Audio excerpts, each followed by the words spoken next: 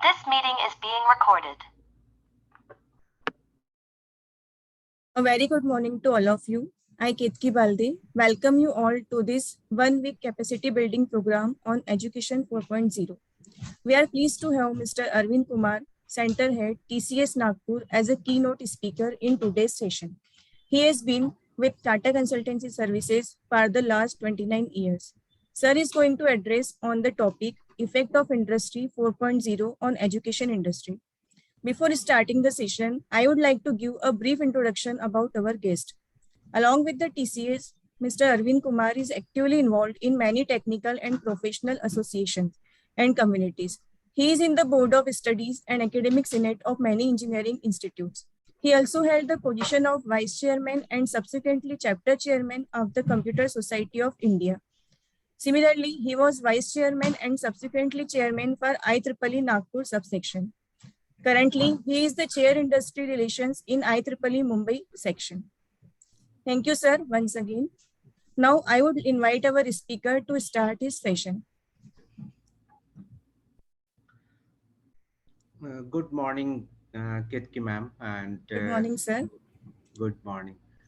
Good morning, Shukriti ma'am. Good Good morning, morning, sir. Dr. Prachi, and Good all morning, sir. all the faculties who have joined for this interaction session. Make second. So, more than the FDP, it is an interactions between the faculties and as well as the industry. So that's what I treat it, and Yes, sir. and the topic is very apt because in the last 2 years, we have seen many changes, right? Whether it was forced upon us or we were adopting it, but probably we had not adopted it in a way that it was required for us to adopt, right? Because we were changing and sensing some of these changes before Industry 4.0 as a word, digital forces as a terminologies that was being talked upon in 2018, 2019 as well. Okay, so and we were hearing about some of the keywords like, oh, there is an IoT, oh, there is a cloud computing, oh, there is an HCI, which is a human computer interactions, or cyber physical systems, right? So many of those are big data, many of these terms we were doing it. In fact, there's a lot of work that was being done, and a lot of good research was being done, a lot of good projects was being adopted as well. But now, after this COVID period or during this COVID period, probably it accelerated the pace. Everyone had to force to adopt one or the other digital forces. Okay, so for example, the very fact that we are doing this FDP over this virtual platform Zoom, right? And similar sessions, the classroom sessions moved from the physical classroom sessions to the virtual classroom sessions using whether it is a Zoom to a Google Meet to WebEx to Microsoft Teams. And all of those are actually example of that. Is how the the education system itself has changed, right? The way we are delivering it in terms of the delivery process, in terms of the content creation process, in terms of the content evaluation process, like examination systems, all of those has actually changed, right? This is we every single sector, I would say that that has experienced the change. Okay, and if you notice, all of us, whether it is a part of the industry or it's a part of the manufacturing industry or it's a part of the factory or it is a part of education or it's a part of banking, everywhere the there's some change that happened automatically during this COVID period. And this was nothing but certain elements of the industry 4.0 got into actions, right? It definitely, we didn't never wanted this COVID situations for sure and certain.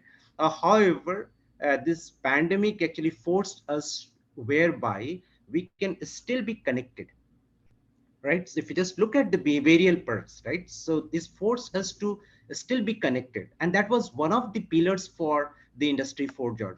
Can you be interconnected, right? So internet was there as a means and medium, right? But yes, can you be interconnected, right? The teachers and the students relationship has changed. It is not just you have to show the empathy when you was there in the classroom, but even when you are teaching over behind those MS Team or the Webex or the Google Meet, how do you assess some of those non-physical or physical behavior of the students, right? So the interconnectivity was extremely important when actually we talked about this industry 4.0. Then there's so much of an automation happen. Okay, there's so much of an automations happen, and Zoom, and these are also automation example of an automations, right? And then we all talked about how do we do a lot of machines learning process, a lot of data which is getting generated, right? And then real time data, etc. So I have just let me just share the PPT which was prepared by two of the interns who was there in Nagpur from an MBA college, and I'm talking about in 2018 or 19 when they come, and they said, sir, I want to do the internship under you. And I gave this problem statement on industry 4.0 to them. Okay, so this PPT I have not prepared. This is prepared by those interns. They were presented to me, is what I would like to take it as a reference point for this particular discussions. Let me just share that. Okay, so just let me do that.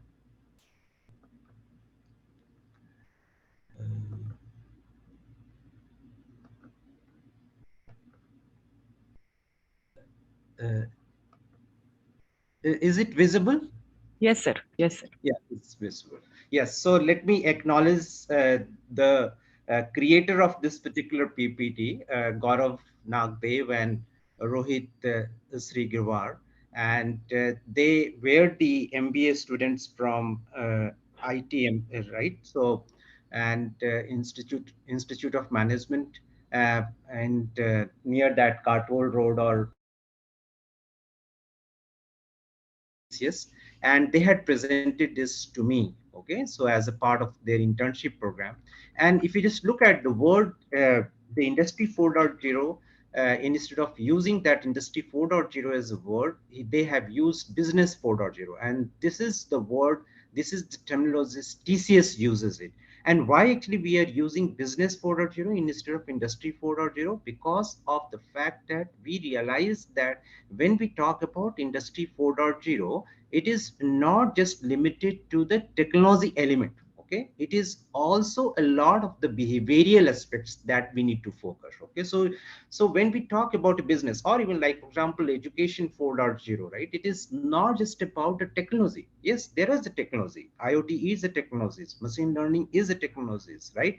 Cyber physical systems may be consisting of many of the technologies and the systems. Big data is a technologies, right? Smart systems in and around us is a technologies, right? Analytics and insight could be a technologies. Artificial intelligence could be a technologies. Robotics could be a technologies. Cloud computing or cloud manufacturing could be a technology. But it is not just enough these technologies. Okay, it is not just these terms, the technologies, but it is also important to understand some of the behavioral aspects or changes this along with these technologies we have to adopt, right, for us to actually really say that yes, we have embraced education 4.0, or TCS as an organization has really embraced industry 4.0, or that's what actually we call it as a business 4.0, because the way of doing a business has changed, way of doing an education has changed, right? And that's where actually industry 4.0 has been renamed for different industry segments like education 4.0, or we call it as a business 4.0, right? So that's very, very important for us to understand when we talk about industry 4.0. It is not just only about the technologies, it is also about some of the behavioral aspects. Okay, and that's very, very important for us to understand. I'm pretty sure all of you as an academia, you have experienced that during these last 2 years, right? Where many of those senior teachers especially, we were not coming forth in adopting some of the technologies, and this COVID situations, this pandemic situations force us to adopt it, right? And I'm pretty sure if you ask any teachers, any faculties today, there probably there would be a 50-50% in terms of a consent that yes, whether want to teach remotely or we want to come to the classroom and teach in persons, right? Yes, there is a pros and cons for both, and any changes has both, right? The pros and cons both. And it is important that to understand and acknowledge those changes. Yes, at the end there would be some kind of an hybrid model there to be there, right? Whether you teach from the classroom or whether you teach remotely, or education itself as a landscape will remain hybrid, right? Some of the portion in your college, in your institute may actually remain in person, physical, those interactions, and some of the portions could also remain virtual, right, behind those Microsoft Team or Webex or Google Meet and etc., right? So that's what I'm saying, that yes, at the end probably as we progress, it's still not post COVID, because there is still, we are talking about those COVID, the wave 4. Yes, the impact may be less, but it is still there. So the scenario has changed. There is an evolution of the way actually we used to behave. There is an evolution of the way we used to execute. Where there is an evolution of the way we used to transact the business. Okay, so that's where it is. So this business 4.0 or industry 4.0 is a fourth generation evolution in the business, right? There was industry 1.0, 2.0, 3.0. I will not go into those definitions and what those are. I'm pretty sure all of you have gone through as a part of your study. And if you are not, you can do the Wikipedia, understand that yes, what industry 1.0, 2.0, and 3.0 was. But yes, today we are talking about industry 4.0, where we are talking about that there is no such classical method. Okay, there is no such classical way of doing the education or transmitting the knowledge and wisdom. So there is an element of digital that has got into, right? So you have seen the competitions which is coming from, whether it's Udemy to LinkedIn Learning to NPTEL to an academy, many such kind of things has come, right? So there is a digital, and I'm pretty sure those organization which was only there is a physical that has moved into digital and physical both, right? So that's where there, and same is the situation as far as any of the manufacturing industry is also concerned. If you just go today, any of the manufacturing unit, even if it is into those into those carpentry, like for example a spacesuit which is there in Nagpur, and I went there, and they have a collaboration with the Japanese partners. And when I went there, and it is all carpentry, right? It is all wooden work that they do, right? But yes, it was so neat and clean. The shop floor was so neat and clean because of the fact there is so much of an automation that was there in that spacesuit. Similarly, I went to one of these agro heavy industries plant, which is again in Nagpur. And earlier, if you go to such kind of machines, you have see the soft floors, which you see all those lathe work which is happening, carpentry work which is happening, some heavy duty work which is happening, some of the furnaces which is there. But today, when you go to some of these manufacturing plants, it is a different scenarios, because there's so much, automations that has happened, right? And you do not believe that yes, there is, why there is no dust, oh, why there is no such kind of stuff which we had those imagination when we were there as a kid and when we used to visit such kind of a factory, right? So much of a changes has happened. And why those changes has happened? And that's again because definitely there is those machineries which is there on those shop floors in the manufacturing plants. This has got a lot of electronics into it, a lot of chips that has got, and not just electronics and the chips to do some of those transactions. It is becoming intelligent as well. So some kind of the intelligence is getting into those chips, right? Okay, and because there is an intelligence that is getting into it, so that we get those data, and if possible can we get the real-time data. Okay, so again, there was a data. If there is a chip, there is an electronics, I'm pretty sure there is going to be data, right? So that's where is the whole purpose of embedding the electronics. But yes, can we have real-time data? Okay, so there's another characteristic of industry 4.0. Yes, there is an equipment, there is in systems, and there is an automation which is there, but is this automation sending and transmitting real-time data? Okay, so that's very important. Okay, today this is being done. Okay, and these real-time data actually help you to do many of the things, many of the analytics, many of those big data analytics, or some kind of an insights that you have to get, or some of those dashboards that has to be generated, show some of those analysis that has to be done, some of those management decisions that has to be done. So we had those systems, decisions as support system was there, right? It was, this is a Excuse me, post. sir. Sir, Yeah. sorry to interrupt you, but are you going ahead in slides? No, at the It is moment not I was. visible. Okay. Yeah. So You can do slideshow, sir, if you want. yeah, it is a slideshow. Is there? I can see second slide, but slideshow is not there. Slideshow is not there, is it? Okay. Uh, Yeah, below right side, right hand side. this one, no? Yeah, correct, sir. Yes, yes. So I pressed this only. Okay, but it is not in that mode. It's not in that mode. No, sir, no.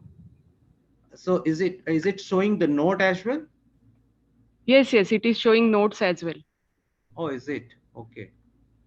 So you can share your screen again if you want. Let me share the screen. So let me hide it then, right? Yes, okay. Let me just go back. Okay. Let me just go back. Stop sharing. If you And select entire screen to share, then it will be visible in slideshow mode, sir. okay, entire screen. Okay. Yes. Let me do this.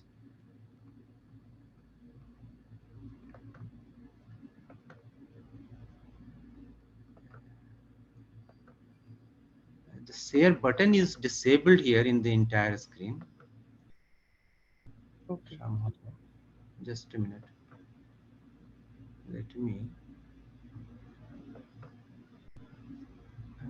Share button is disabled.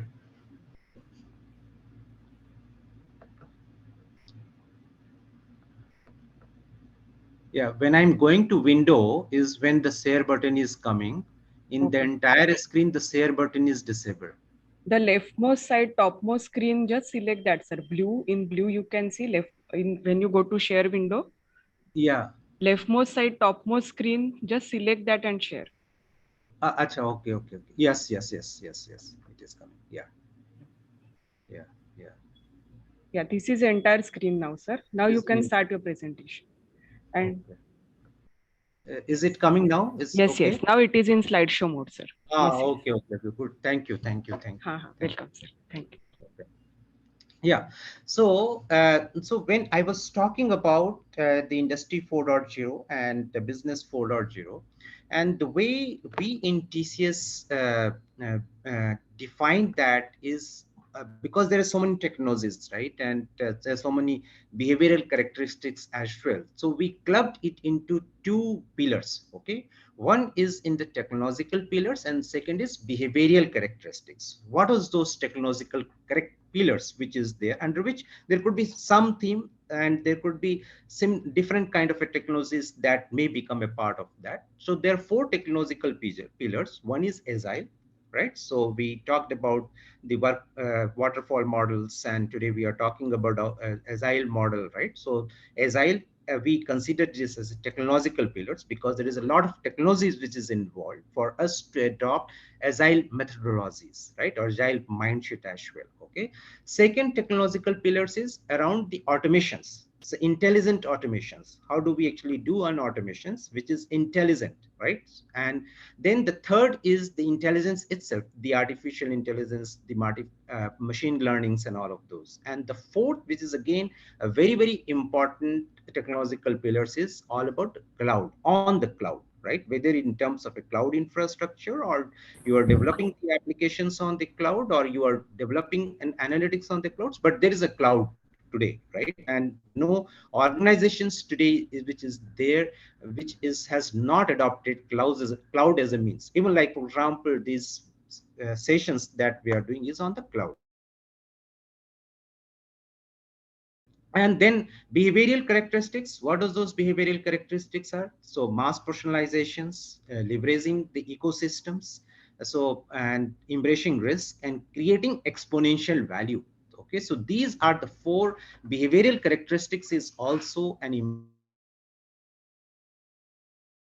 aspect of mass personalizations. Again, I will go into the details of that, leveraging the ecosystems, because today we are not just isolated entity. It is in whole ecosystems, and do we know how to leverage it is what the behavioral characteristics we have to adopt. And then, are we ready to embrace the risk? And if we embrace the risk, our gain is not going to be linear, it is going to be non-linear. And then if you are able to do all these technological pillars and behavioral characteristics, then in that case you may be able to create exponential value to your stakeholders. For example, for education systems, the stakeholders could be the industry, the stakeholders could be the students as well. That yes, from faculty perspective, are we creating those exponential value to these students? Are we creating those exponential value to the industry? Because industry and academia work together, right? So if unless and until both the industry and academia do together something good, the particular region, a particular country, a particular state does not prosper, right? So for any particular country, for any particular reason, for any particular state to prosper, it is important that both industry and academia walk hand in hand. Okay, so what those technological pillars are? So if we just look at the first one was with respect to the agile methodology. Again, I will not go too much into details of that, and all of you might have already embraced the agile methodology, might have gone through a lot of workshop on the agile methodologies, right? But yes, I want to stress upon the fact that this agile methodology is not just about the technology, it is also about the mindset. Okay, because it gives you a framework. Yes, there is an scrum framework, or there is an XP, which is an extreme programming framework, which is there, or how do we do a lean thinking to eliminate waste? All of those approaches are there, right? Yes, but if you just, the keywords is that thinking to eliminate waste, or extreme programming for building in quality upfront, right? So, and Scrum is an iterative framework, right? So if you just look at it, there is a behavioral aspect is also involved into these agile methodologies. Okay, so and overall idea is that the customer is at the center, and for the if when we talk about the customer is at the center, and the customer may not actually state all the requirements upfront, there is a possibility of change of the requirement. Then in that case, how do we inbuild those changing of the requirement? And that's the reason we are talking about in a smaller piece, taking a smaller big, take the bigger piece, break it into a smaller piece, and for all those smaller piece, can you create one iterations? Okay, if you create an iterations, then in that case, incorporation of the change which may be coming from the customer may be easier to adopt, right? So if your smaller piece are there, and then as there is a smaller piece, make that bigger piece, which could be an application or a systems, right? So and learning from each of those iterations that can be incorporated into the subsequent iterations, right? So that's a focus on the continuous improvement, right? And then customers, whichever the customers, right? As stakeholders, the key stakeholders is at the center, and that is extremely important. And uh, as an agile methodologist, we are talking about welcoming the requirements, because if you just look at the waterfall model which was there, and all of you would have studied, and as well as you might have taught as well, so it was the same things was there, right? So requirement study to design to development to implementations and testings, and all of those was there. But yes, here we are talking about a smaller chunk, and that's where actually it helps us to incorporate those changing requirements as well, even at the later stage, even at a later stage of those development cycle. And it reduces, for sure and sure, it is all divide and rule. So it reduces the complexity by breaking down the long cycle of the whole project, right? And but it still has all of those which was there in the waterfall methodologies as well, right? Whether it is in terms of the requirements to planning to design to develop and development to release, all of those was there, right? So So what are those four values in agile methodologies? If you just look at, it talks about the individuals and interactions. It is not just about only about process and tools. That yes, it talks about that yes, can we co-locate? Can all those developers to the quality assurance people to the deployment people, can they co-locate and they interact and understand the use case, understand the requirements, and actually go over the design and development, right? And it also talked about that yes, if you break it into a logical piece of the software and the applications, then in that case you start creating those working softwares and start building all the features around it, right? So working software becomes the overall applications over time, right? Then actually going over the comprehensive documentations that yes, we have we completed the use cases, have we completed the requirement study, have we completed the design first, then actually get into development. No, it says that yes, identify a set of the stories and create those iterations, create those applications, create those working software, and then start plugging into different components into it, right? And it also talks about the customer collaborations, that yes, customer should also be a part of your development and design process. It's not that yes, in the beginning the customer is coming and giving you the requirements, and then it is customer is coming only towards the end when the application is already developed and tested, and then the customer says no, no, no, this is not what I wanted. I wanted this particular things which you have misunderstood. No. So here we are talking about that. Can customer become a part of that particular team itself, right? The customer collaboration is also very important. And then responding to the change, which is a key component as far as the agile methodology is concerned, right? So some of those principle of agile principles, if you just look at, and the highest priority is about this, the customer centricity, right? Whether the customer is satisfied throughout the the whole the design and delivery process. Okay, so and changes is welcome. It's not that yes, once you have stated and then there is no change that can be accepted even at the later point of a time. So here in agile methodologies we are talking about that if you have a changes, can we discuss it, can we trace it out, and is it possible to incorporate it? May not be in the same iterations, it can go into the later iterations, right? But yes, changes are welcome. Okay, and we're talking about iterative method of developing the software, right? So can we develop the software, the working softwares frequently from couple of weeks to the couple of months kind of a time frame, depending on the size of an applications, and in a shorter time frame can we develop those working softwares, and working softwares are given to the customers and for those testings and as well as deployment, right? Business people and developers must work together, right? It is not that yes, business people have given the requirements and then uh, the technical people have taken over and then after a year they are meeting. No, yes, they are saying that yes, business people and developers must work together daily throughout the particular project, right? Business is an important stake, and for the software to become successful, it is important that they should become a part of the team itself, right? And build projects around motivated individuals. So again, it is a behavioral aspects, right? So what they're saying is that yes, if for example some of the team members do not know about particular technologies, a particular tools, a particular methodologies, then in that case can we train them, so that they develop a passion. Motivated people also comes because of the fact that they are able to develop a context. For example, there is a banking software that we are planning to develop, then in that case do they know about the banking as an industry, right? Can we teach them about the banking? If they are going to develop some things with respect to the medical instrumentations, do they know about the medical terminologies or the medical instrumentations, the way whole surgery is performed? So when you understand the context, it brings a passion, right? So motivated individuals, motivation comes when you understand the domain, when you understand your ecosystems, then in that case motivation comes automatically.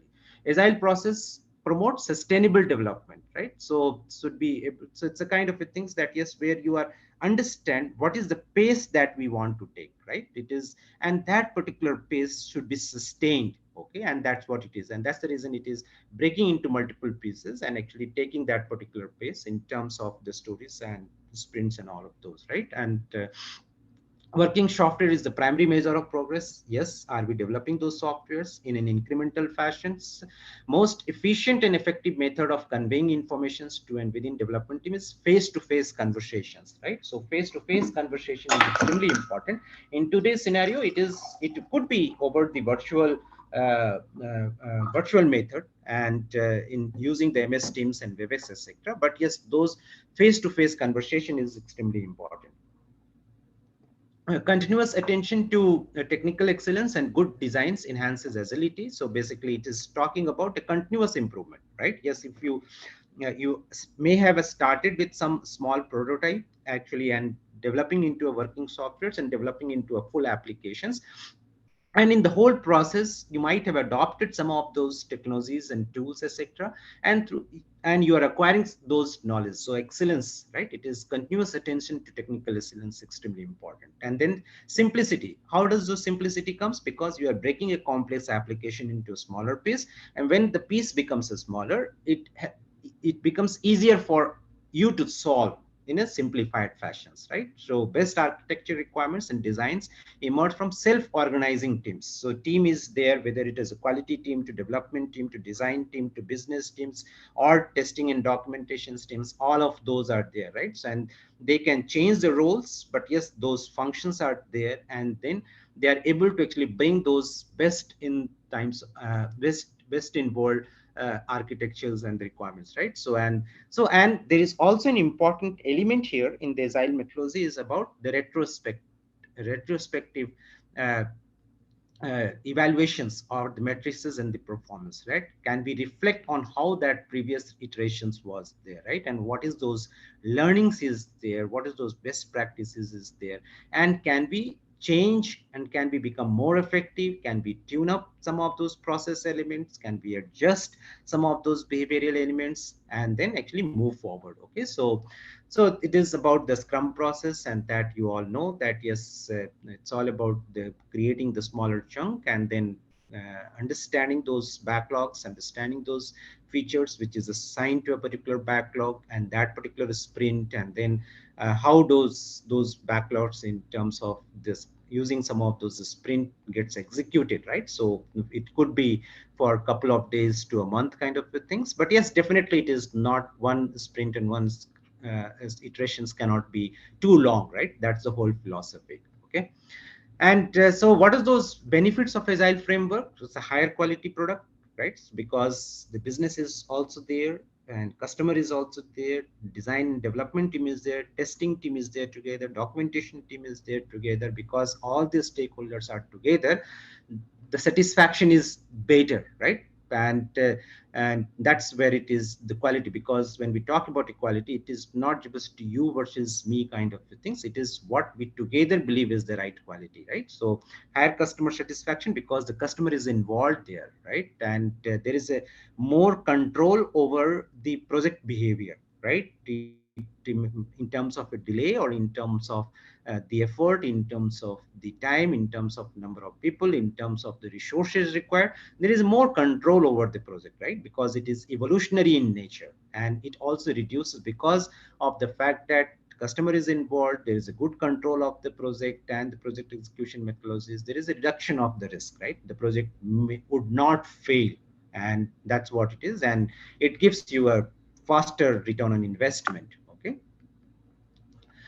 so how do you teach agile to your team? That's very very important, right? So and it's not necessarily that yes you take a particular software problem statement to teach the agile, right? Whatever, whether you are an electronics stream or chemical or mechanical or civil, you can always take a use case, right? A problem statement, and the method of executing that particular use case in the problem statement is you can use the agile framework. Okay, so you can create an assignments and exercise is using the agile manifesto, and give those assignment and encourage those faculties and the students to execute the whole project using the agile manifesto, right? Some of the things that we just mentioned. Okay, and it is not just about only theory and theory kind of things. You can focus on some of the on the job learning methods and training, right? And some of those methodologies with respect to the certifications with online Scrum or Kanban.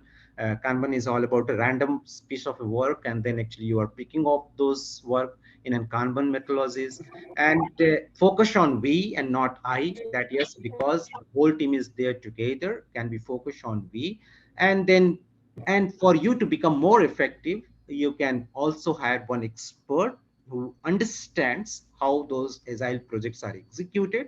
So those you can probably look into some of the agile course, right? So if you just follow those particular ways to teach agile to your team, and it is you have to give an experiential learning. Okay, it's not just about a theory. You have to give certain assignments. In fact, we had done one FDP here in TCS as a part of this IEEE Nagpur subsection here, whereby we took all the faculties through the real use cases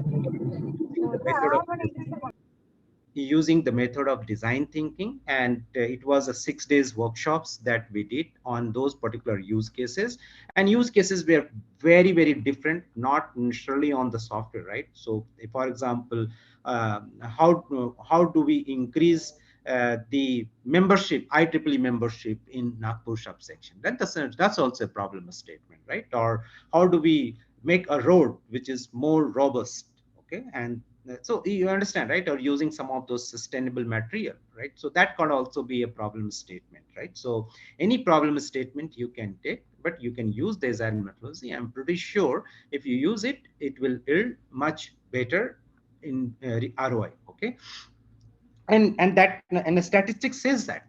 So statistics says that all the companies and organizations who adopted agile, they grew 37% faster, and the efficiency increased with a productivity higher than 16%.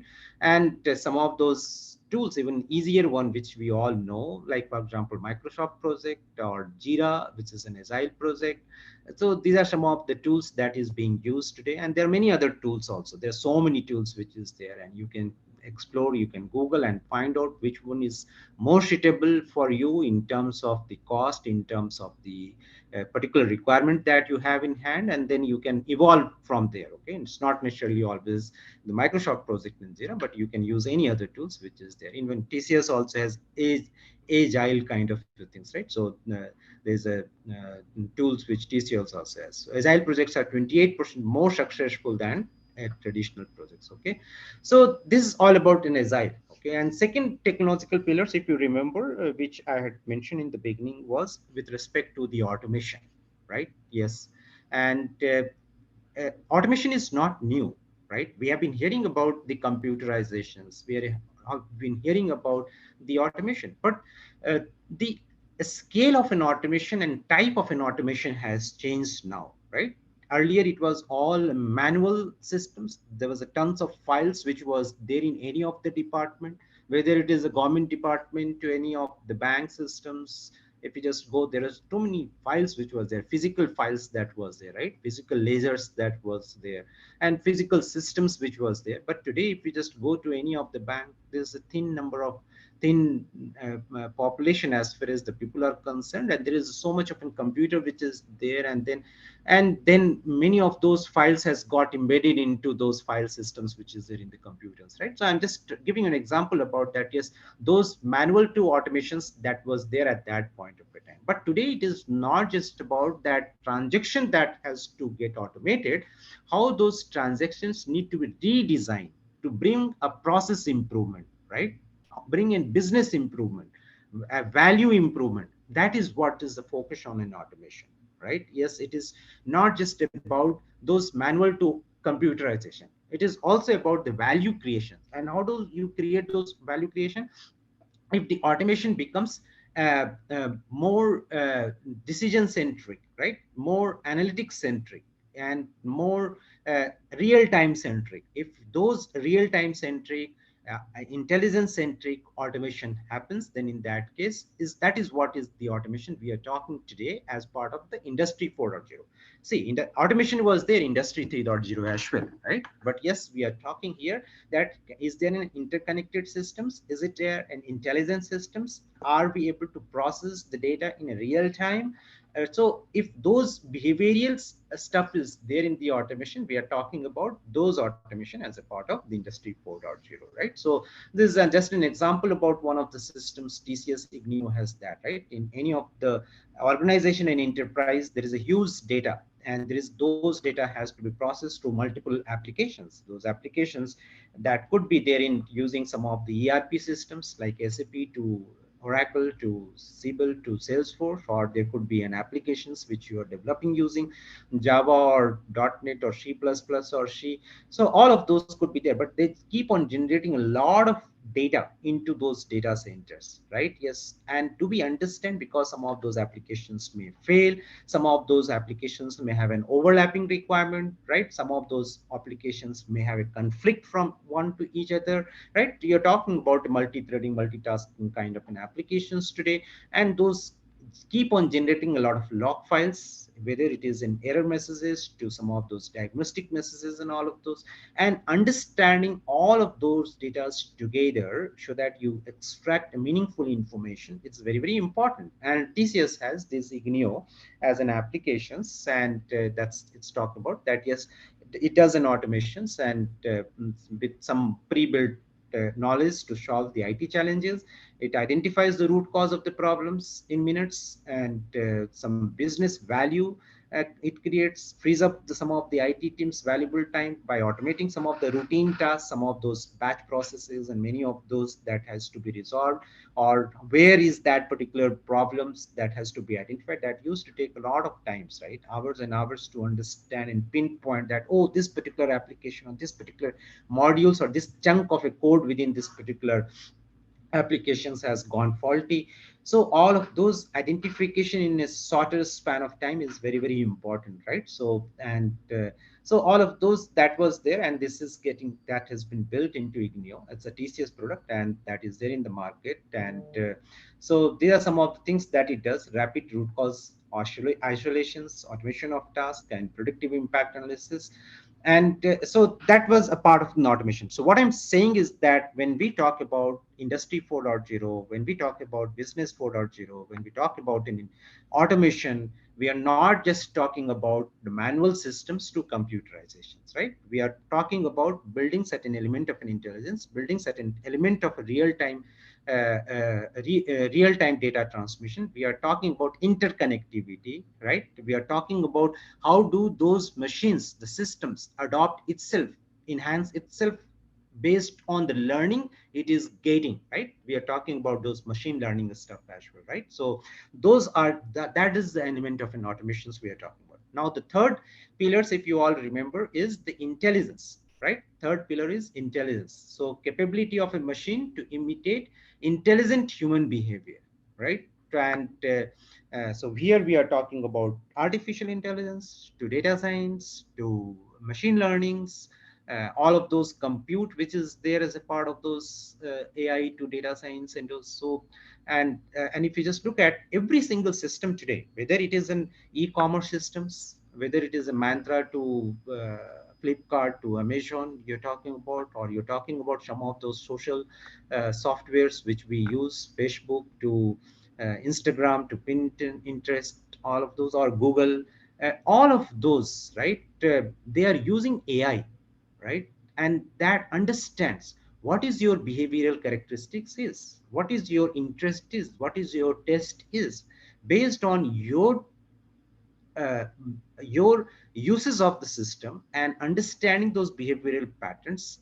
The AI engine which is there in those systems, right? Or Amazon to Flipkart, to Mantra to Instagram to Pinterest to Google and all of those, and any other systems for that particular matter, it understand and learn and relearn and actually give you right kind of outcome and output, or it is a search output itself, right? So those AI engine is being, even like for example the Fitbit that you uses, or mobile devices that you have, right? All of those mobile devices, etc., that is becoming a lot of intelligent devices, and all of you experience it.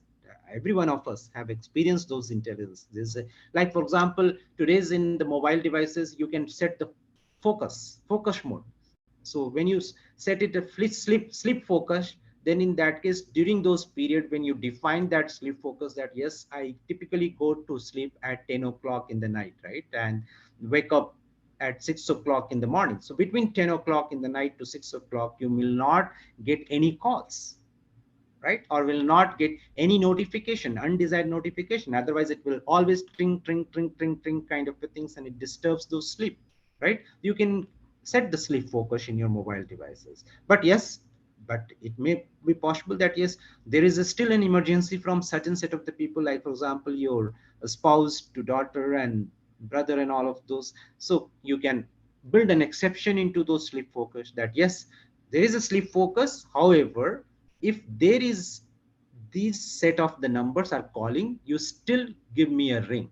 Okay, so that's an intelligence, right? You are building those intelligence in your mobile devices, and there's so many such features of an intelligence that has got into your mobile device as well, right? So it creates a right kind of a work life balance, right? And similarly, you can create a focus around the work, right? During this work time, this is what the kind of a notification I would like to receive. Okay, so a Microsoft Team is an official collaborations tool which we have in TCS, or Outlook is an official email systems which we have in TCS. Any notifications from MS Teams and Outlook that we would like to receive during this work time, which could be 9 to 7 in the morning day, right? So so it gives you those notifications, other notifications from the Yahoo to WhatsApp to all of those, that could be muted, right? During this lunchtime you can probably look into those WhatsApp and all of those, but it will not disturb during your teaching or when we are performing or when we are interacting using this kind of a session. So this is an element of an intelligence that is getting into those systems and applications, right? So all of those are possible through artificial intelligence and machine learning. I will not go into too much of a details of those theories around the artificial intelligence and machine learning. So you are an expert, and but these are some of the things that is being used. And what are the methods that, if you just look at typical, I'm just giving you a few of the examples, like talkboards, right? So and intelligent cybersecurity which is there, right? Talkboards is there where you see all those chatbots, and even if for example you have to apply a leave into your organizations, using the chat you can say, oh, I'm not feeling well, can I apply leave, and it will show you that, oh, you have those six leave which is available at your disposal. Okay, so then you can say, okay, I will avail those 2 sick leaves, and it will apply the sick leave for you. And for example, and you are going to take a leave for 10 days and you have a leave for 6 days only sick leave. So can is there a possibility, as far as organization policy is concerned, to combine the sick leave and casual leave together, or sick leave and earn leave together? You understand, right? Those kind of a chat box services, talk bot services, that is coming into a lot of organization. I'm pretty sure some of the similar kind of things should be there in your organization as well. Okay, so those bots are there. Otherwise also, if you just go for any of those services, instead of just calling those 1-800 number, today there is a lot of services, the chatbot services are there, and it makes the life easier, okay, than actually getting stuck into those 1-800 numbers. And we never used to get those representative, the customer representatives, and after so many calls and trial only we used to get it, right? So those chatbot services are intelligent. There's a lot of intelligence that has got built into that, a lot of learnings that gets into those chatbot and talkbot, and before actually it gets handed over to a particular physical portions. Okay, so and then the fourth pillar that I was talking about was a cloud, right? Today, if you just look at, cloud is omnipresent. Okay, I'm not just talking about this cloud, but yes, I'm talking about those systems, the physical systems which we have, the cyber systems that we have. Everything is getting connected through the cloud, whether you use some of those platforms like AWS to Azure, to Google Cloud, and there are other clouds as well, right? So and so there, all of those systems are getting connected. So today people are not apprehensive to keep their data on a cloud or keep their applications running on a cloud, right? Earlier those apprehensions was there, but during this COVID period, all those organizations which had adopted cloud as their infrastructure systems, they were quick to adopt to those COVID situations, right? For example, TCS, we have 6 lakhs people, and we had to take all those 6 lakhs people to their home and still keep functioning. right? Still keep functioning. So, and we were able to achieve this within a month time frame. All those 6 lakhs people were back in their home. They were working from their home and for the customers, right? TCS has 1,200 customers across the globe. And many of those customers are critical in nature, right? For example, some of those may be providing electricity, right? Some of those providing gas, some of those providing some of healthcare systems, right? Medical systems. Some of those may be providing those reservation systems of a flight or the trains, right? So if you just look at many of those critical systems was there, but if you just look at during those COVID period, all of those were working. We were getting electricity, we were getting internet, we were getting gas, we were getting some of those reservations which was using the trains or these flight as well. And so if you just look at how that was possible, because the IT folks across the globe, I'm not just talking only of TCS, but across the globe, they were still functioning while they were there at their home as well. And was it possible? Because they had to connect to a particular system, right? They had to connect to a particular server. How it was possible? Because many of these IT firms like TCS, they had already adopted cloud. And because of that particular things, they were able to connect in a secured fashion for to the TCS and to the customers, right? So that is a possibility using the cloud. And those who had not adopted cloud before, they quickly came to company like TCS that yes, can you please help us for us to get into the cloud, right? So that is a power, and I'm pretty sure these 2 years have shown the power of cloud. And whether in networking as a services to infrastructure as a services, there are many things as a service which is there. And using those different kind of a business models, whether you want those chunk of a memory, chunk of storage, chunk of so systems, and all of those different kind of business models are there as far as the cloud service providers are concerned. So using those business models, then you are able to still extend all whatever that you was doing before as well, right? And it definitely helps in terms of the cost reduction. It definitely helps in terms of the perpetual maintenance and automatic upgrade. You don't have to worry about, because otherwise that particular organization has to deploy the people to do take care of some of those uh, uh, defects, to diagnostics, to upgrades and maintenance.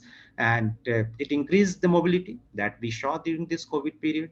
And there is a security. Nobody today talking about the security. Earlier we were talking about whether my data is going to be secure, oh my data is not there with me, kind of the syndrome was there. But yes, we have all understood that yes, these cloud providers, they have given us an enhanced security, right? Otherwise there was an issue with respect to Zoom as well in the beginning. If you just look at during those cloud COVID period, and Zoom immediately acted on it and actually enhanced the security systems, right? So and definitely it increases the collaboration between all of us. Even if today we are not there at the same location, right? There are multiple people from different locations. They do not have to travel to a particular physical place and then start interacting. It is possible for us to collaborate irrespective of wherever we are, right? Increase collaboration between the people.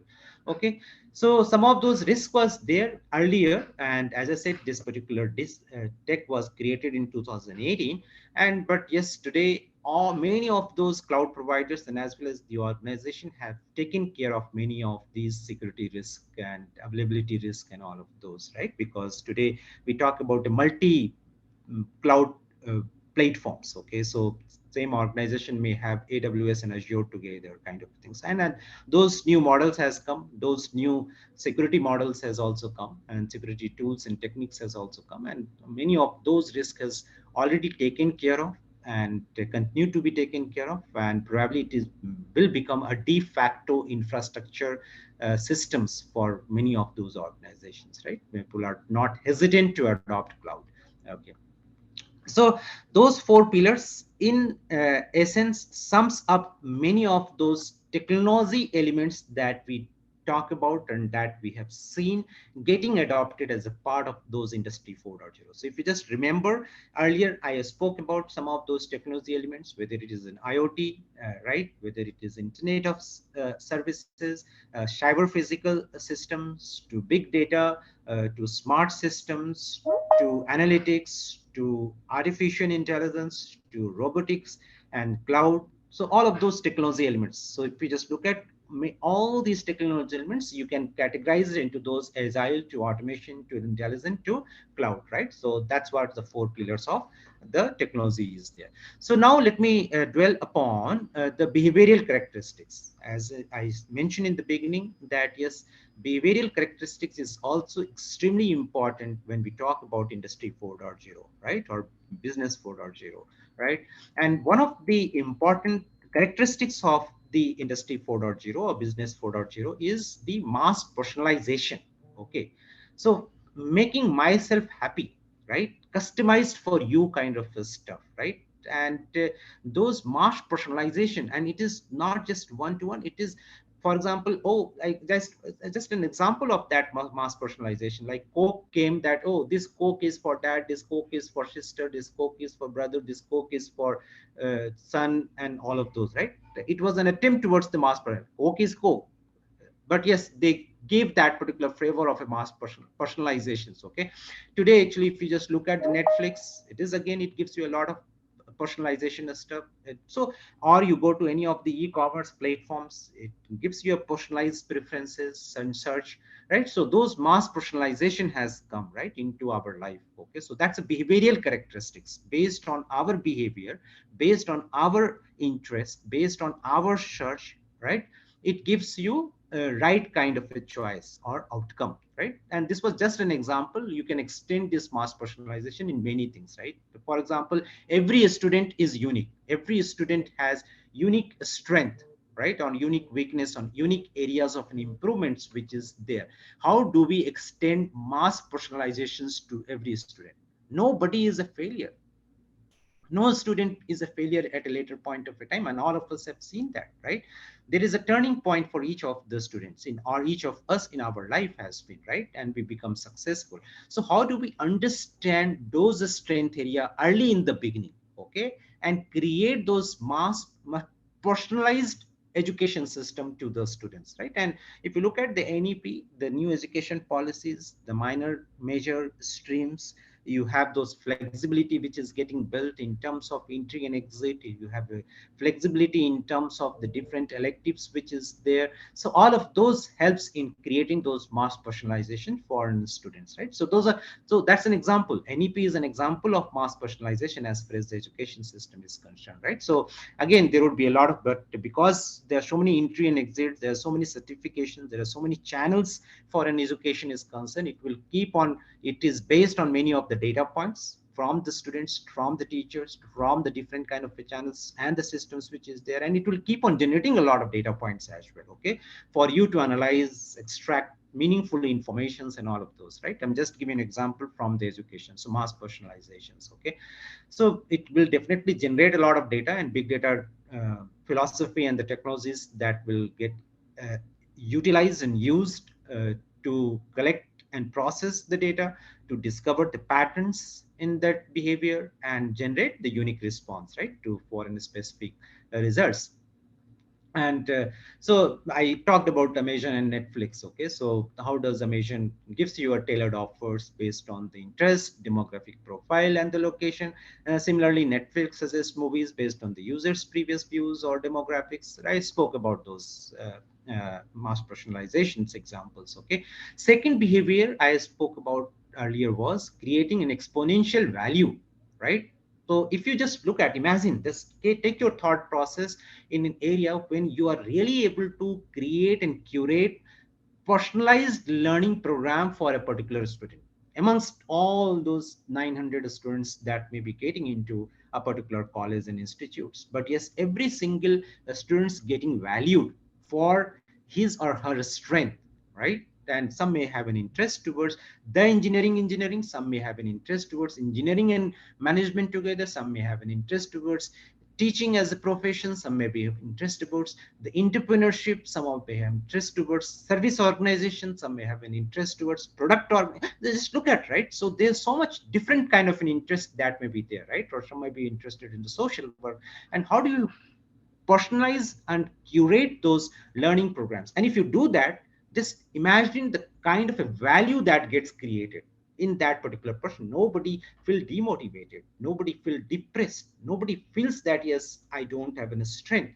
And that is a moment for creating those exponential value, right? So creating an exponential value is extremely important as far as the industry 4.0 is concerned. I'm talking about what are those ways to actually come reach to that exponential value, right? Okay, so creating an exponential value is very important. And it is beyond that just an economic value, right? Yes, oh, you have given us this particular fee and this is what is the fixed set of courses that will teach. I think going on the days in those modes. Okay, and similar thing is there on the industry side as well. Okay, so so those, it beyonds the economic value, it is incremental value and growth to exponential value growth is what we are talking about. And it is, and when we talk about an exponential value, you have to understand the mindset as well, right? Mindset of those stakeholders are very important. So understanding those mindset is important, psychology is important, understanding those psychology is important, right?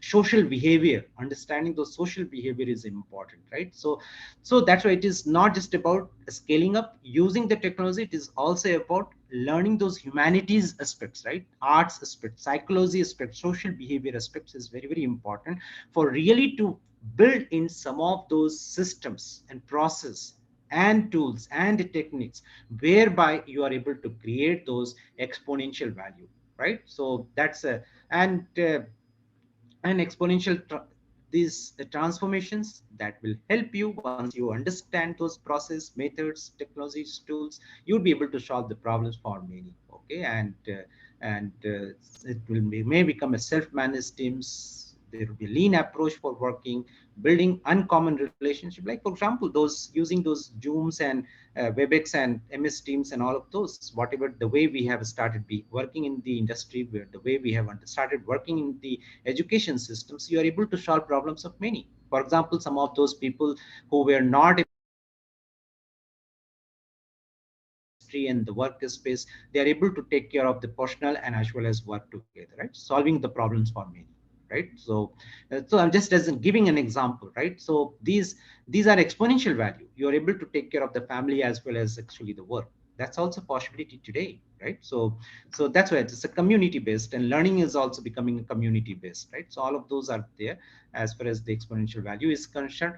And when you do that, and yes, it is not just about only the predictability and where you think you will end up in future, but yes, you can actually end up exponentially doing good when you actually embrace some of those behavioral characteristics which will lead you to the exponential value, right? And so just look into that point of the things. Okay, so using some of those turning points which is there, and at that particular turning point, if you embrace some of these behavioral characteristics with respect to the exponential value, then in that case, your career graph or your personal graph, your family graph may actually turn into a different kind of a trajectory. Okay. And then when we talk about all of those, the mass personalizations to exponential value and some of those technological pillars, and it is also important for us to understand that all of these, it is not possible to do only by ourselves, only by myself. It's not possible. You have to learn to loan the strength of others as well. I'm just stressing on the fact that loaning the strength of others, right? Loaning the strength of your peer, loaning the strength of your supervisor, loaning the strength of your junior, loaning the strength of your student, right? Loaning the strength from the industry. When you understand this learning mechanisms, right, leveraging the ecosystems, then in that case you would be able to create those exponential value as well. Many of the education systems today, and I have gone through, whether it is an MBA colleges to design colleges and many of the engineering colleges as well, they request the industry people to come, right? those people who are expert in a particular subject, not necessarily the whole subject, but in a particular topic. And they come and deliver those lectures, deliver those use cases, help the student to understand some of those industry-based and application-based systems. And because those organizations and institutes are able to do it, they are able to create much more positive impact, right? Their learning programs much becomes easier. Even those NPTEL, right? It's not necessarily that, yes, all those content are getting created in-house in your institute. You are able to leverage these good curated content for yourself to understand, and as well as for the students to understand, right? Using those NPTEL, whatever the database that has been created today, right? So those are, so we are, what essentially it is, leveraging the ecosystem. So this, if you are leveraging it as a part of your institution, it means that you are embraced one of these behavioral pillar as far as the industry 4.0 or education 4.0 is concerned, right? So complete supply chain, so supply and value chain has to be understood, right? So, and do you leverage those different nodes in the systems in this is supply and value chain, right? So if you are able to leverage those different nodes and the system in that supply and value chain, you would be able to create a positive impact, right? So, and it will help you, because it is not necessarily that you have to do all the innovations and creativity by yourself, but yes, you can leverage the innovations and creativity which has been done by someone else as well. It could be in the same city to region to state to countries as well, right? So innovation ecosystem, you are able to leverage those for the growth of your organizations. Okay, so and so that's very, very important. And yeah, again, when you're talking about leveraging the ecosystems, these are some of the precautionary measures that you may like to take. Be clear on what you want to achieve. Build your ecosystem based on a common vision. It should not be divergent, otherwise you will get distracted completely. Bring your unique value to the table. Protect and share your knowledge. There are certain things that must be protected, and there should be a ways to protect. IPR another way to actually to protect. And but at the same time, you should be open to share your knowledge as well, and take those incremental steps to reach your target, and make sure to create a win-win situations amongst all the stakeholders, right? So, and the last is embracing the risk, right? So yes, gone are the days when we are talking about the stability and complacency and all of those, and you should be ready to have a mindset to embrace the risk and continuous transformation adaptations. So we in IT always used to say that yes, the technology changes every 3 months, and today probably technology is changing every 3 hours, right? And and COVID helped us to embrace many of those changes all of a sudden, right? It was a surprise adoption, but it happened, whether in the education systems to financial systems to all manufacturing systems and all of those, right? And so those embracing risk and continuous transformation and adaptation is important, extremely important. And when you are able to do that, then in that case, you are also able to optimize the scarce resources to harness the abundance. We all say that, oh, good teachers are not available. Oh, good teaching materials are not available. Oh, how do I actually get a good teachers? But if you just embrace the ecosystem, like for example, you do it currently using MPTL, or you are bringing some of those expert talks from some of the other colleges and as well as from the industry, leveraging, you have those mentor and mentee institute systems, and all of those are there. Scarce, right? But yes, can you optimize those resources to harness the abundance? That's what it is there, right? So embrace the risk. And so business 4.0 is all about turning this challenge on its head and advocates an approach based on abundant resources. Resources are abundant. It's not scarce. Okay. So there is an abundance of capital and there is an abundance of talent. If it would not have been abundance of capital, how can India have so many unicorns, so many entrepreneurial ventures which has come into existence, right, in the last so many years, right? So there is a capital. How do they generate capital? Stock exchange to other systems which is there. I think all of those are there. Money was there. Money does not actually come all of a sudden. It was there. Money got within those, whatever that was there, whether it was there in the country or it was there to some of those angel investors, to some of those investors from outside as well, who were ready to invest in those entrepreneurial ventures, and they were able to pump in the capital. If you just look at, right, so I'll just give you an example. So so there were money, and those monies are coming to certain value creations today. So there was an abundance of capital, and there's an abundance of talent as well. So today you are able to leverage the talents sitting in India from overseas institute as well, or overseas companies as well. They can get into a call and guest lectures from MIT to Stanford to Oxford to Cambridge, or whichever organizations that you reach out, and they have to spend those 1 hour or 45 minutes, and they can actually give you those lectures, right? So there is an abundance of talent. So talent is there. So it is all about that. Yes, there is talent within the country, whether it is NIT to triple IT to IITs to many such kind of an institute which is there, right? And you should be able to leverage those talent, and similar kind of a talent is there on the student front as well, let me just tell you. And but yes, do we have the systems? And those abundance are there, and we need to leverage those talents. Okay, so uh, even like, for example, TCS went for recruitment systems in 2018 or so, which was a democratization of recruitment, than actually just focusing on select 400 and 500 institutes. We democratized those hiring process. We were able to reach to the far east, to far north, to far south, in the rural belt, to hinterland, everywhere, right? Whosoever had the talent, they were able to appear for national qualified test of TCS and able to get into TCS, right? So just look at that. So there was an abundance of resources. Okay, so and similarly, there is an abundance of capabilities. So just you have to reimagine the business models, you have to reimagine the organization environment, you have to reimagine and rethink the relationship within it. And if you are able to reimagine and rethink, all of you, all of the organization, all of the education systems, they can unlock the capabilities, okay, using and harnessing those entire ecosystems. Okay, so, and I think that's it from my end as far as my session and is concerned. But yes, I'm open for any discussion. In fact, not just discussion with myself, amongst yourself as well, as far as this particular topic is concerned.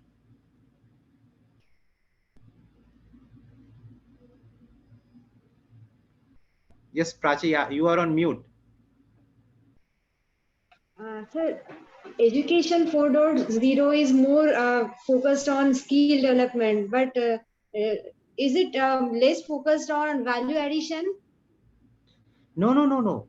So as I said, see, industry 4.0, education 4.0, business 4.0 is nothing but the similar kind of things. And if you look at, we are talking about here exponential value. So education 4.0 is not just about in a skill development. It is all about a value creation amongst the stakeholders. Okay. So for example, it talks about an experiential learning, right? How do you identify the different use cases, give those use cases to the students, and through those use cases doing the real life project, right? By keep making our hands dirty, how do we learn it, right? It is not just only about theory. How do we incorporate the theory and the practical together is what actually education 4.0 is talking about. For example, many of the innovations which has happened in the world, whether it is a Google to Facebook to Amazon and all of those, we are talking about a garage system, right? You might have heard about that. Yeah, garage systems, ये innovations was. What is those garage systems? Garage systems, if you just look at in the Western world, and if you go to that particular home, right, when we go there, so there is an just jahan pe car parking karte, right, that's a garage, right? So in those kind of a places, they're all whatever that you do not use, whether it is electronic systems to mechanical systems, they keep those in one corner of those garage. Okay, computers be, and they leave their kids into that particular garage. You might have gone for your offices, but they leave their kids that you can go and go into that garage. Those kids used to experiment with whatever that is not currently being used in the house. So mechanical system है या electronic system है ना, उस system के साथ जब experiment कर रहे हैं, then in that case, see, innovation here actually is triggered by the action here, hands and legs and the body. अगर वो active नहीं है तो ये भी active नहीं है, right? You understand, right?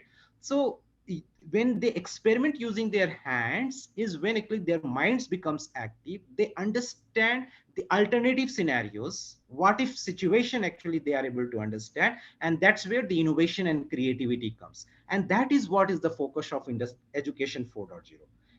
केवल थ्योरी नहीं पढ़ना है, फॉर्मूला पढ़िए, राइट, ऑल दोस थ्योरम्स पढ़िए, लेकिन साथ में उस फॉर्मूला एंड थ्योरम्स का एप्लीकेशन क्या है, वो एप्लीकेशंस भी बताइए और उससे रिलेटेड यूज केस भी दीजिए. अगर वो आप देते हो, that is the true meaning of education 4.0.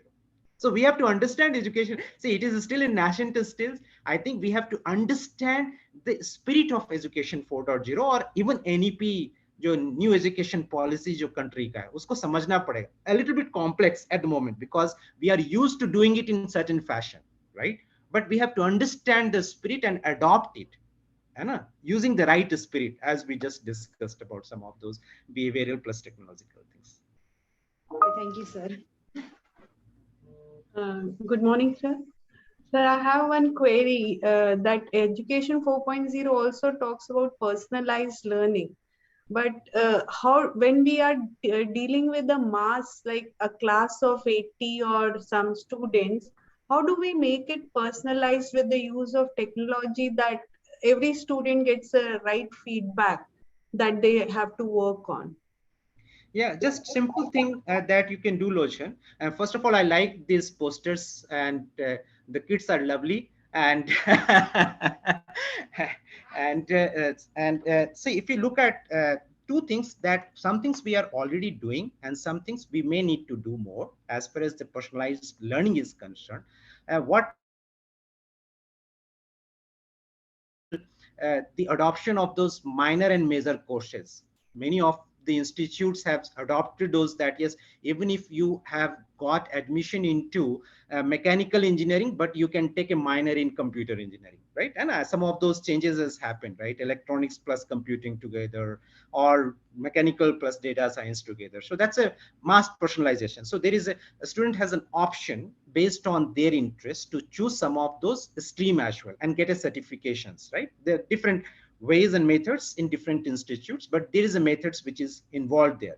But as a part of the daily learning, how do we create those personalization is your question is, right?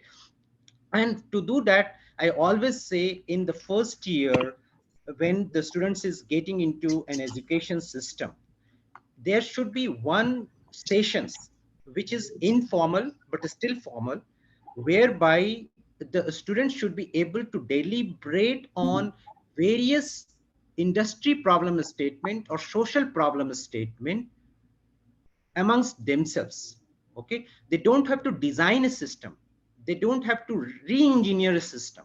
For example, I love the world of movie or entertainment.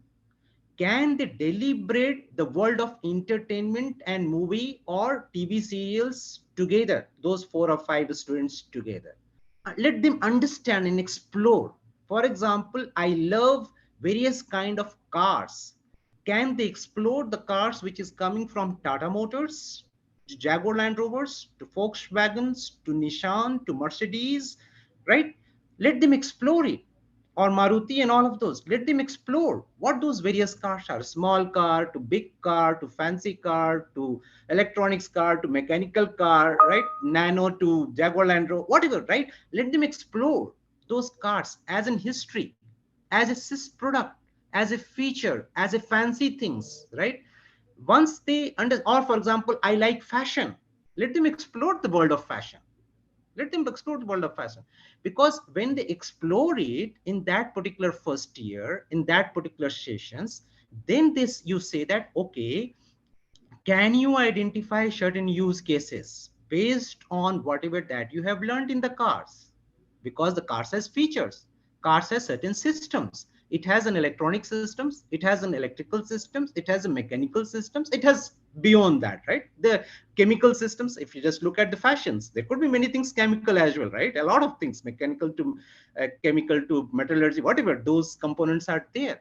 So can you identify use cases? And whatever, whether you are studying database, whether I'm just giving an example from IIT, whether you are studying algorithms, whether you are studying data structures, whether you are studying those network management, whether you are studying those operating systems, can you apply those theories and the questions on those use case?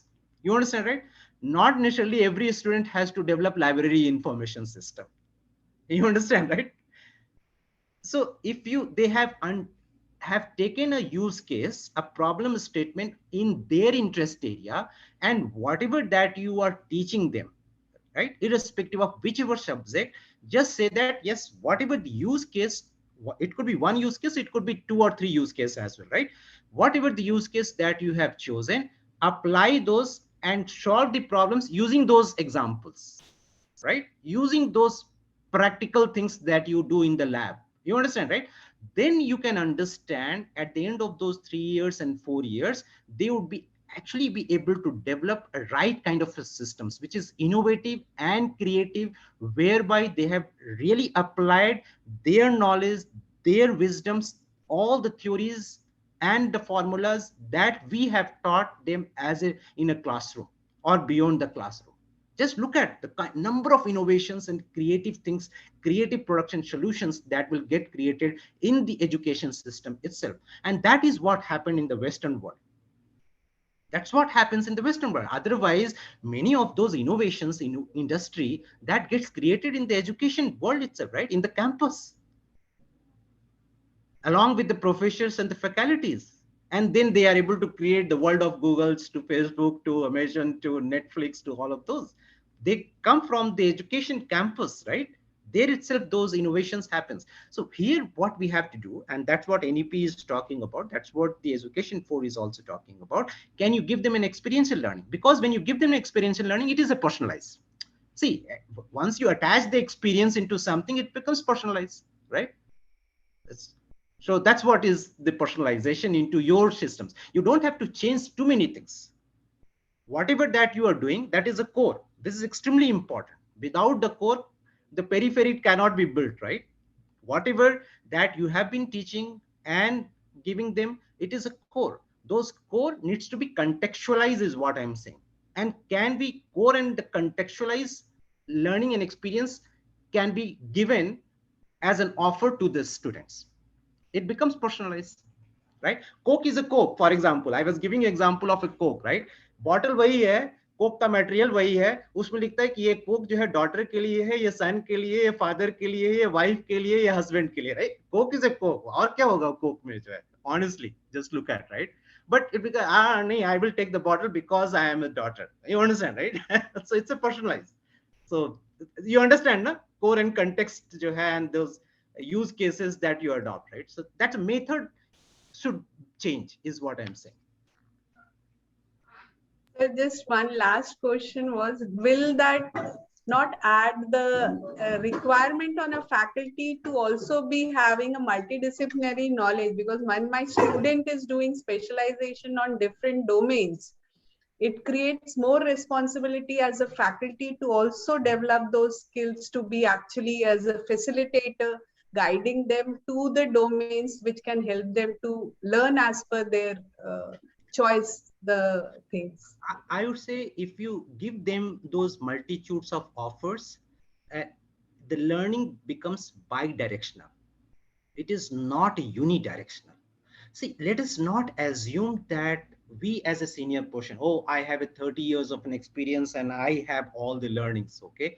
And the learning has to flow from my to you. No, that's not the attitude at this point of the time, okay? And we should not carry that attitude as well, right? We are talking about a flip learning, right? Flip learning is what?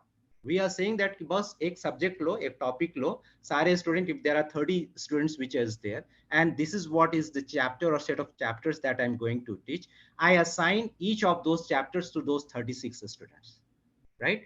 Before I come, you be also be ready, right? I will cover 10%, you cover 80%, and remaining 10% we will discuss together. You understand, right? For example, I am the head of TCS Nagpur. There are 9,000 employees which is there in TCS Nagpur, right? Right? and people believe that Arvind sir को सब कुछ आता है. Do you really imagine that मुझे सब कुछ आएगा? That's not possible. It's not possible, because I believe in the collaboration, I believe in the communication, I believe in listening, I believe in understanding, I believe in developing an empathy. Whatever they are telling me, through that I extract certain knowledge, because I have those 30 years of an experience. You understand, right? 30 साल में कुछ तो आता है extract करने जो है.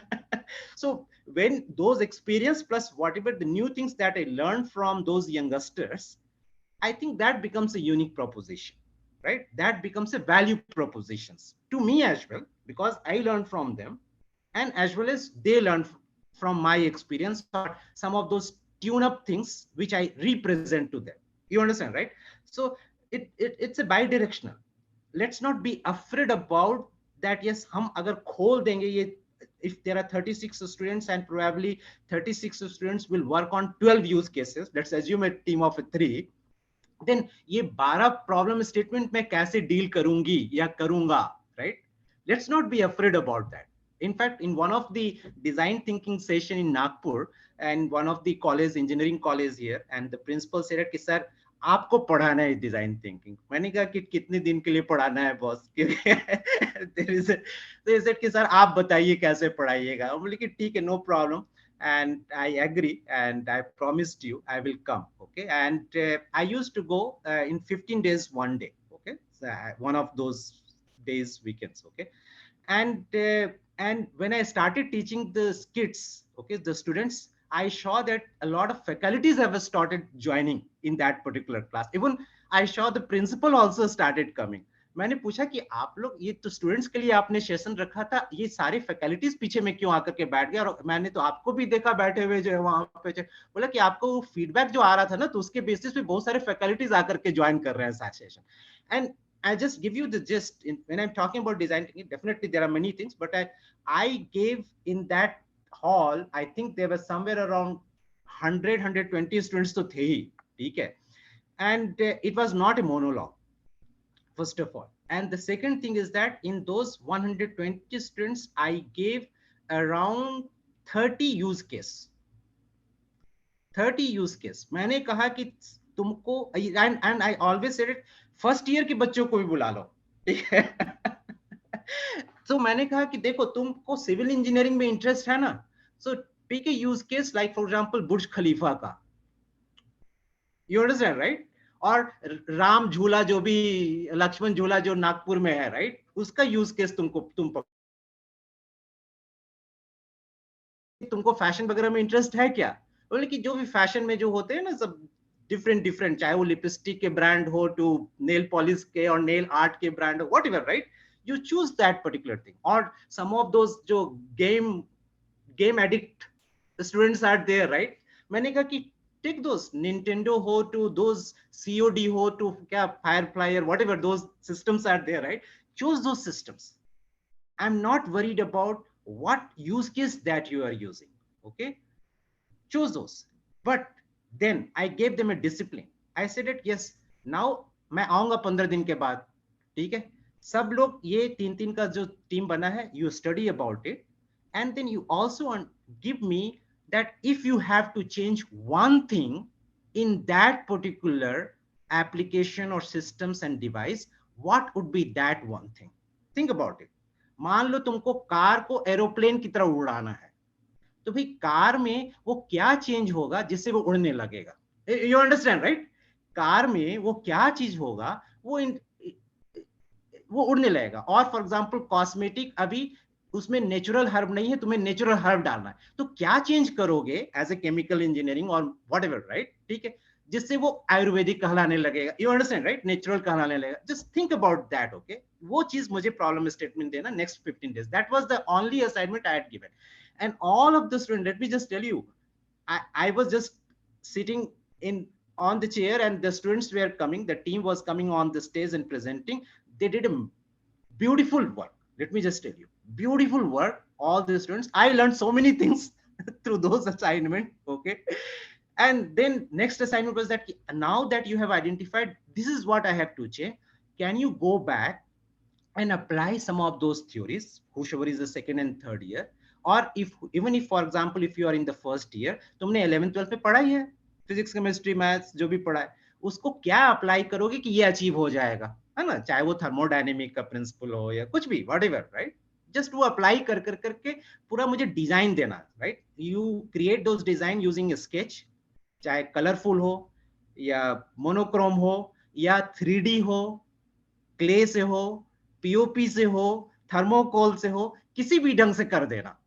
I give them a lot of flexibility, मैंने किसी भी ढंग से करना, वो चेंज करके दिखाना मुझे कि कैसे वो लगेगा, वो कार अगर वो एरोप्लेन बन जाता है तो कैसे लगेगा, कैसे वो विंग फिट होगा उसमें, है ना, कैसे वो प्रोपेल होगा, वो मुझे करके दिखाना। And I gave them those another 15 days because I was going every 15 days only, right? So they again came out with the different models, right? So I'm just saying that, so there is, we learn a lot from the other people.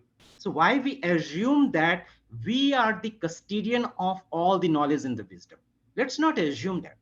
Yes, we have a good experience, we have so many years of an experience, and let's be proud about that. Yes, we are experienced people. But we are not the custodian of all the knowledge. Can we learn from them as well, and can we involve them into that learning process? And that's what we are talking about, a flip learning as well, right, है ना, experiential learning की बात कर रहे हैं और education 4.0 की बात कर रहे हैं और एनईपी की बात कर रहे हैं। आई थिंक थीम वो है वहां पे जो है सारा कुछ। Thank you, sir. Thanks a lot, sir. Any other questions from participant side?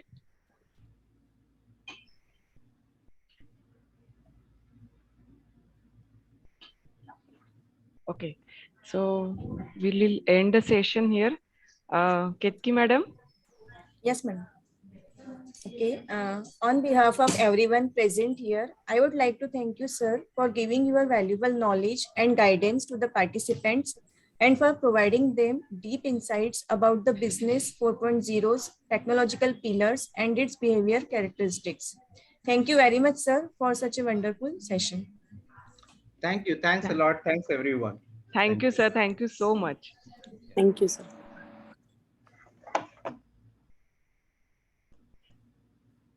Instructions for these sessions feedback and attendance is already put in the chat box.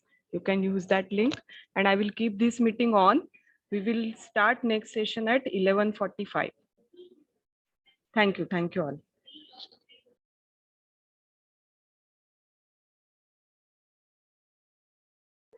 Link is there in chat box, ma'am.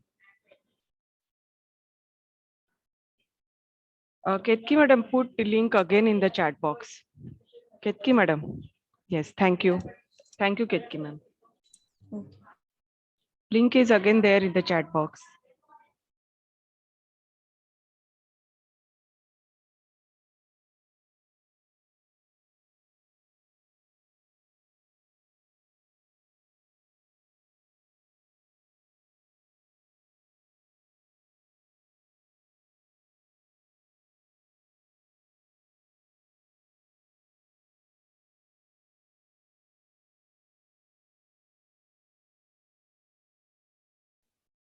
Hello, Lakshmi ma'am. Yes. Yes, hello Good ma'am. morning. Yes. Hi, Good morning. how are you? Yes, I'm fine. How are you, ma'am? I'm good. Thank you. How are you? Yes, Long I'm also time. fine. Yes, long time. Thank you for accepting this invitation. No, it's my pleasure. Thank you so much. Just we will have 15 minutes break Yeah. as per the schedule, and then we'll start at 11:45. Is it fine? Yeah, that's fine. That's great. Can I just share my screen and check? If Yes, everything... definitely. Yeah, one second. Yes. 1 second.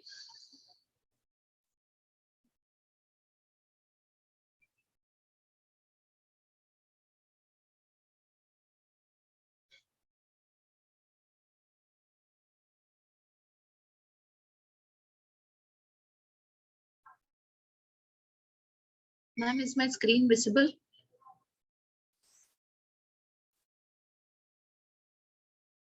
Sukriti ma'am. Yes, ma'am. It is visible. Yes, it Okay, is visible, ma'am. visible. It is in slide Okay. share more. Yes. Yeah, it's visible, right? Yes, yes. It's going, no? I mean, Yes, yes. Next slides are coming. Yes. okay. Thank you. Okay. I'll just stop the share.